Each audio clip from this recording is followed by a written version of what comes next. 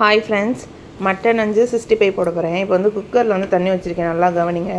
இந்த டிஃபன் பாக்ஸில் வந்து சிக்கனை வந்து சால்ட்டு போட்டு நல்லா பெசரி நல்லா மூடி இந்த மாதிரி வச்சுருவேன். உள்ளே வைக்கிற தண்ணி வந்து நம்ம யூஸ் பண்ணுற தண்ணியாக இருக்கணும், குடிக்கிற தண்ணியாக இருக்கணும். நீங்கள் சமைக்கிறதுக்கு எது யூஸ் பண்ணுவீங்களோ அந்த தண்ணி யூஸ் பண்ணிக்கலாம். இப்போ வந்து விசில் வச்சுட்டேன், விசில் வருது பாருங்கள்.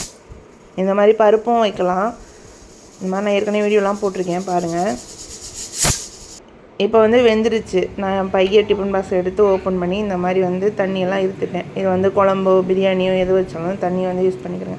நம்ம உள்ளே தண்ணி வைக்கவே இல்லை, ஆனால் வந்து வெளியே உள்ள தண்ணியே உள்ளே போயிருக்குது, நல்லா வெந்துருக்குது. இப்போ வந்து சிக்கன் 65 பவுடர் போடுறேன். அதுக்கப்புறம் கார்ன்ஃப்ளவர் மாவு, இதுவே போதுமானது. ஏன்னா வந்து இஞ்சி பூண்டு பேஸ்ட் வந்து நான் போட்டேன், அந்த டேஸ்ட்டு வந்து கொஞ்சம் அதில் நல்லாவே தெரியுது. அதனால் வந்து அது கூட போடக்கூட தேவையில்லை. அப்படி போட்டிங்கனாலும் கம்மியாக போட்டுக்கோங்க, என் அளவுக்கு போட வேணாம். ஏன்னா வந்து மட்டன் வந்து இஞ்சி பூண்டு பேஸ்ட் வந்து டக்குன்னு எடுக்காது சிக்கன் அளவுக்கு. அதனால் அந்த டேஸ்ட் வந்து கொஞ்சம் லைட்டாக கூடுனது மாதிரி தெரிஞ்சிச்சு. இந்த மாதிரி பொரிச்சு எடுத்துக்கோங்க, நல்லா இருந்துச்சு.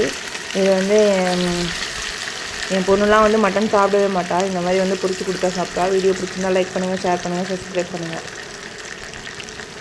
இந்த மாதிரி ட்ரை பண்ணி பாருங்கள், நல்லா இருந்துச்சு. ஆனால் குக்கரில் வைக்கிறது நான் வீடியோ நல்லா கவனித்து பார்த்துக்குறேங்க. ஒன்றும் பயப்படுறதுக்கெலாம் தேவையே கிடையாது. குக்கரில் தண்ணி வச்சுக்கிறேங்க. அதுக்கப்புறம் வந்து டிஃபன் பாக்ஸில் இப்போ வெறும் மட்டனை மட்டும் போட்டுரு அதில் வேக வைங்க. அந்த மாதிரி பாப்கார்னும் இந்த மாதிரி வேக வைக்கலாம், வேர்க்கடலை இந்த மாதிரி வேக வைக்கலாம். இந்த மாதிரி ட்ரை பண்ணி பாருங்கள், எந்த பயமும் இல்லை. கரெக்டாக